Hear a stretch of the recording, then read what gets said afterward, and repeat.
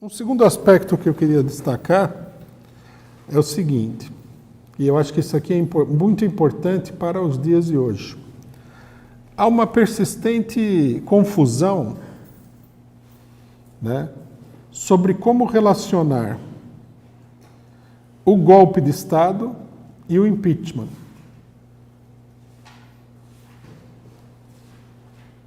Então, nesse ponto de vista, há várias posições diferentes. Por exemplo, há aquele setor que fala assim, não, o impeachment não é um golpe de Estado, é o funcionamento do Estado de Direito. Eu vi isso daí, eu vi o PSTU falando isso aí, que o impeachment é o funcionamento do Estado de Direito.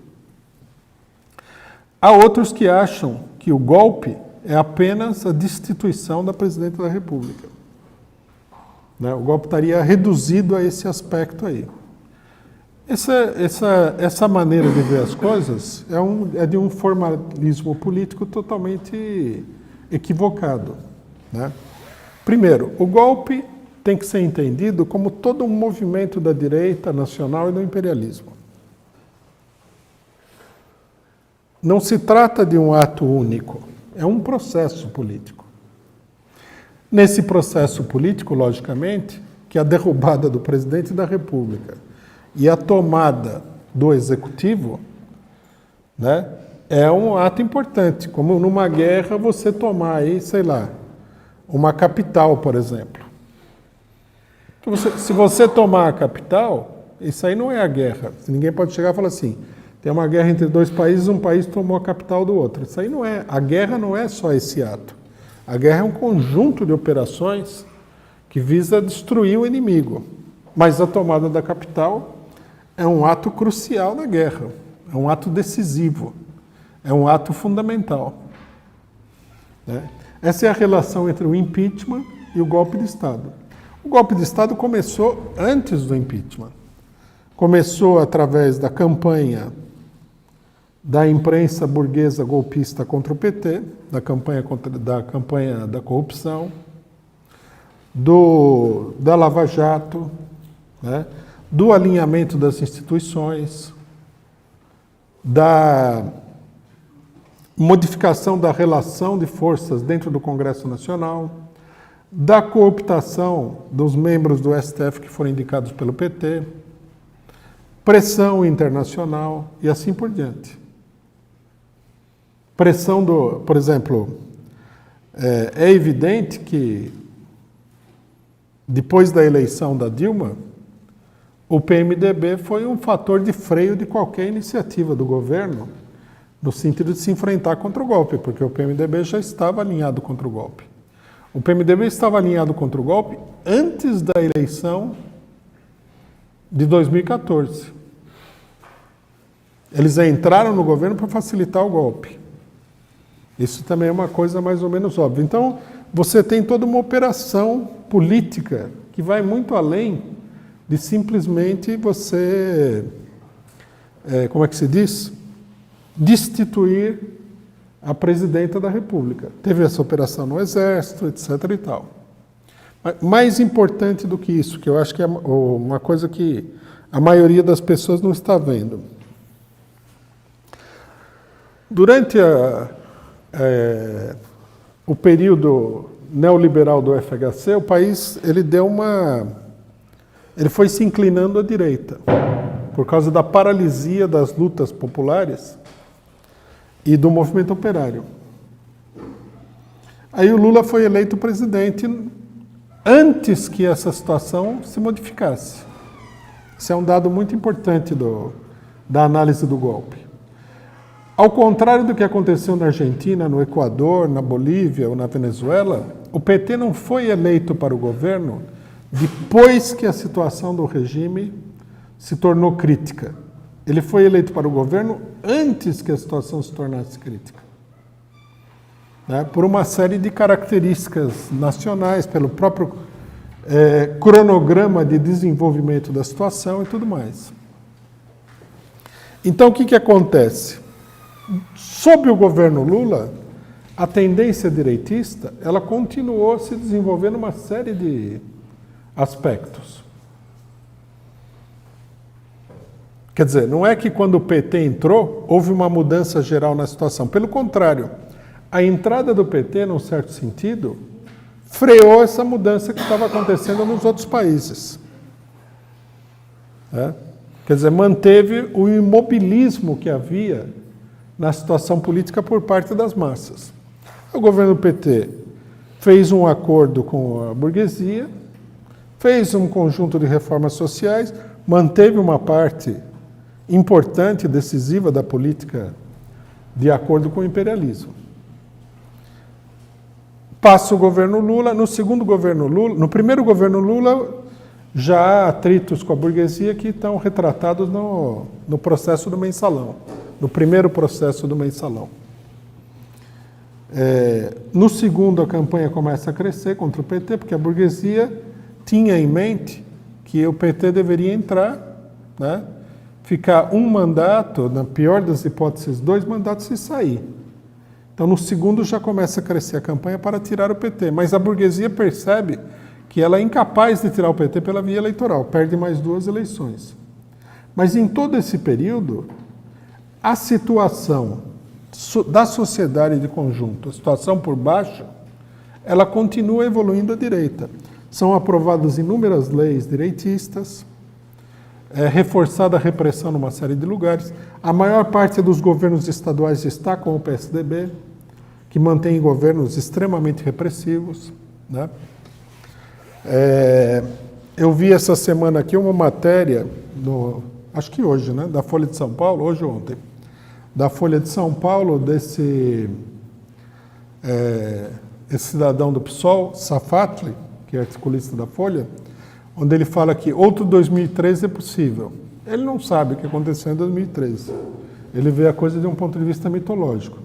Mas 2013 foi um momento em que houve uma explosão na cidade de São Paulo contra a política recessiva do governo Alckmin. Foi nada contra o PT, nenhuma revolta geral. Quer dizer, a repressão que vinha se endurecendo cada vez mais, né? Já desde o governo FHC até agora, continua endurecendo, se a gente for olhar bem, é cada vez mais repressivo, explodiu naquele momento. E aí o movimento foi confiscado pela direita. Então nós vemos que a tendência direitista ela veio se intensificando. E na véspera do golpe, ela se aprofundou ainda mais, mas ela tinha um terreno todo preparado já. Muita gente não consegue relacionar, por exemplo, todas essas leis que estão sendo colocadas nos municípios, estados, no Congresso Nacional, pelo STF, porque é uma dispersão muito grande, não consegue ver a coerência da política repressiva nisso tudo. Escola sem partido, o ataque contra o aborto. Né? Num dado momento, o governo Lula, não sei se vocês se lembram, no segundo governo Lula falou que ia chamar um plebiscito sobre a questão do aborto. Isso daí, a direita subiu na trava totalmente contra isso daí. E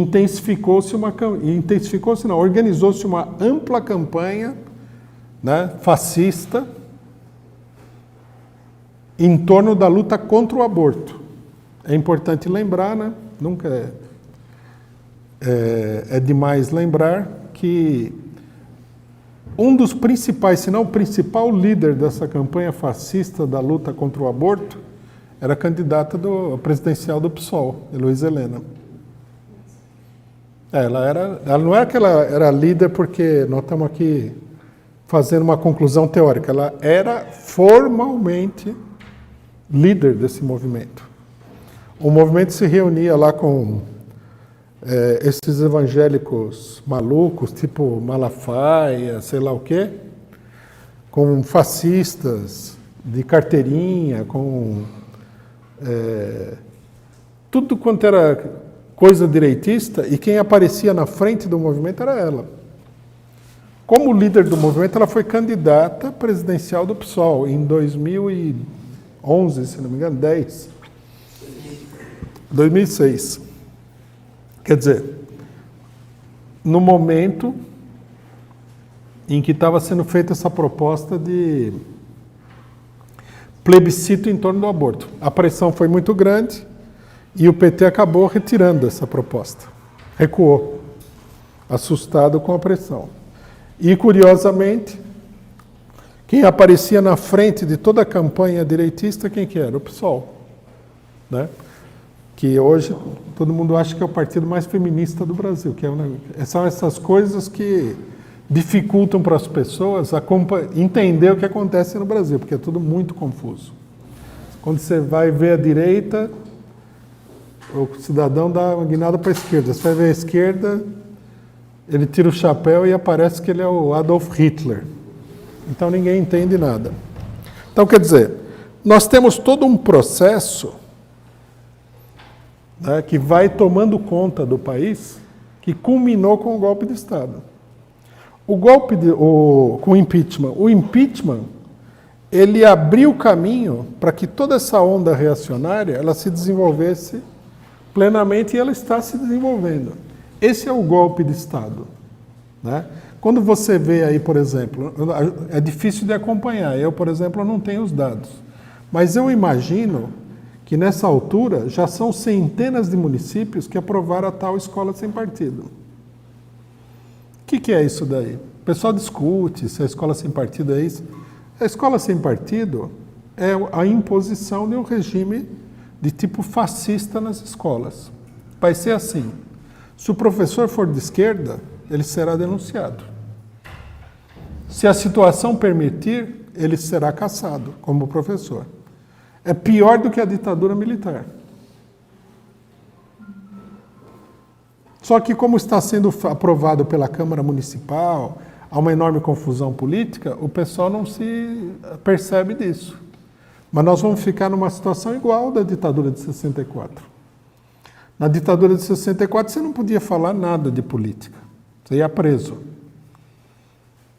Aqui você vai ser processado, vai perder o emprego e tal, que, digamos assim, é meio que um equivalente. É uma ditadura. A escola sem partido é a implantação da ditadura nas escolas. Aí alguém vai falar, não é uma ditadura militar. Bom, para quem sofre a ditadura, se ela é militar ou não é militar, a diferença é pequena. Ditadura é ditadura. Nós temos várias outras leis que estão sendo discutidas. O STF, essa semana, está discutindo o problema do ensino religioso na escola. Isso daí nem a ditadura teve coragem de fazer. Daí eles vão chegar aos poucos e vai chegar uma hora que vai ser imposto o ensino religioso na escola. O ensino religioso vai ser o quê? Vai ser uma ditadura, seja da Igreja Católica, seja das igrejas evangélicas direitistas mais poderosas. Né? Eles falam escola sem partido, mas o ensino religioso é totalmente uma imposição de uma determinada parte da sociedade sobre outra parte da sociedade, que na verdade não é ensino religioso, é doutrinação de determinadas igrejas. É isso que vai acontecer. Que ninguém vai ensinar religião hebraica, muçulmana, hindu, candomblé. Né? Eles vão ensinar a religião que interessa a 2 ou 3 instituições aí, na melhor das hipóteses. Está em discussão no Congresso Nacional uma lei que vai proibir e vai ter penas severas para todo tipo de tentativa de aborto. Né? Enquanto o movimento feminista fica discutindo uma série de coisas extremamente confusas, os direitos da mulher estão sendo totalmente liquidados no Congresso Nacional pela direita. Se a gente quiser, nós podemos sentar aqui e listar centenas de leis como essa que estão levando a uma ditadura. Que vão impedir a greve, que vão colocar os partidos de esquerda na ilegalidade, que vão acabar colocando até o PT na ilegalidade, que vão fechar sindicatos. Isso tudo do ponto de vista político. Né? Alguns sábios aí, que negam, esse é que nem a extrema-direita que nega o Holocausto, né? Não tem essa extrema-direita que nega o Holocausto, fala, não, não morreu nenhum judeu, não. Aquele forno lá era para assar pizza e tal, não mataram ninguém, essas coisas. Não tem esses direitistas? Então aqui no Brasil nós temos um novo tipo de pessoa que é o cidadão que nega o golpe. Não teve golpe, não teve golpe. E um dos argumentos qual que é? O regime político não foi modificado. O regime político de 88, ele já desapareceu completamente.